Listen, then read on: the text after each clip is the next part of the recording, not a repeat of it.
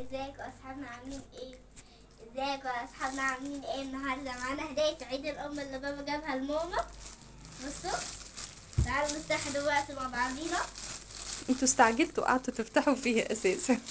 بس يا جماعه مسكتها منكم بالعافيه. فصل شحن الواحد جعان. علي صوتك عشان يسمعوك. وفضل احنا بنصورها النهارده اول يوم رمضان. فضل يجي نص ساعه كده على المغرب. فضلنا شايلينها كل ده، قلت لهم عشان تصوروا بيها وتوروا لاصحابكم. فضل نص ساعه على المغرب. وانتوا كمان جبتوا ايه لمامتكم في عيد الام؟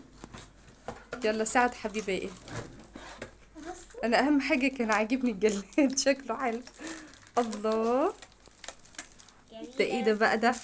ده اسمه ايه ده يا حبيبه؟ ده اسمه اها ايوه، ها تفتكري اسمه ايه يا ادم؟ تعالى كده. طقم توابل. طقم توابل. ادم اول يوم رمضان صايم وايه ومهنج عشان تعبان ودنه وجعاه. هتعرفي تفتحيها؟ اهو على مهلك. ساعدها يا ادم، حطيها على الكنبه كده عشان تبينيها لاصحابك. ما رضيتش افتحها يا جماعه عشان اوريها معايا. حطيها طيب على الكنبه. ايوه بس. هي عباره عن 12 علبه صغيره.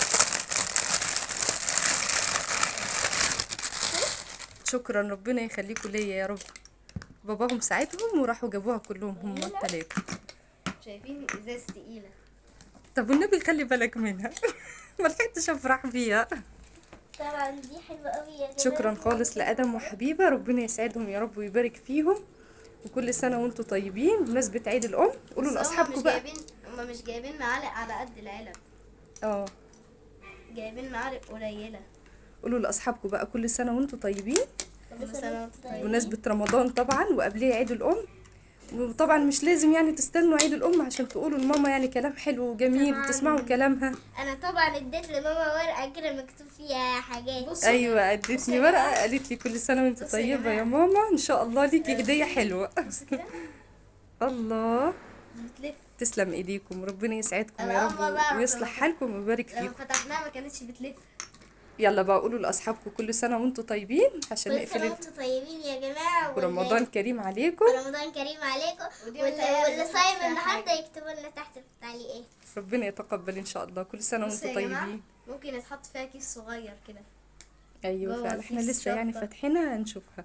كل سنه وانتم طيبين ورمضان كريم عليكم. يلا اعملوا لهم باي باي. يلا باي.